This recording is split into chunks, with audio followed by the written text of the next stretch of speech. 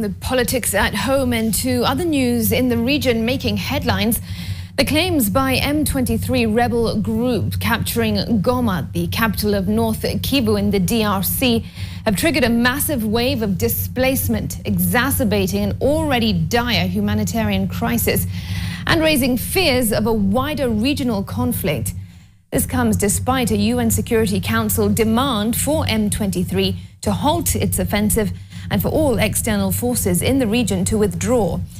As tensions escalate, President William Ruto, chairing the East African Commission, has called for an immediate ceasefire and announced an upcoming summit to address the growing crisis. NTV's Zainab Ismail with the latest developments. These were the scenes inside a small church in Goma on Sunday evening as a group of Catholic faithful gathered to pray for peace as conflict raged just outside the city.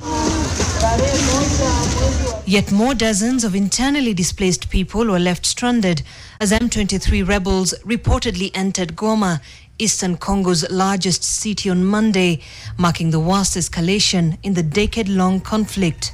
Tunakimbia vita, masasi na mabombe.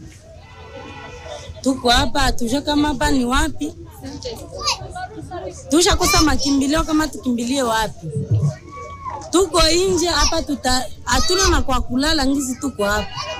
Tunakosa kama tufanye nini. In a statement on X, DRC government spokesperson Patrick Muyaya confirmed the presence of Rwandan forces in Goma, saying the Congolese government was working to prevent further violence and loss of life, urging residents to stay indoors and avoid engaging in vandalism or looting. President William Ruto, who also chairs the East African Commission bloc, called for an immediate and unconditional cessation of hostilities. We will be convening an extraordinary East African Community Summit within the next 48 hours to facilitate and to deliberate on this crisis and chart a way forward.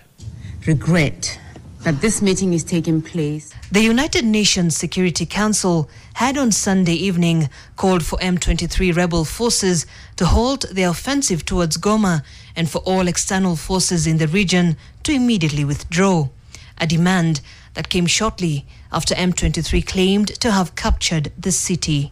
Roads are blocked and the airport can no longer be used for evacuation or humanitarian efforts. M23 has declared the airspace over Goma closed. In other words, we are trapped. Following the situation, the UN peacekeeping mission has relocated its non-essential personnel from the city. Meanwhile, thousands of inmates are now reported to have broken free from the main prison in Goma early on Monday in the midst of the rebel offensive in the city.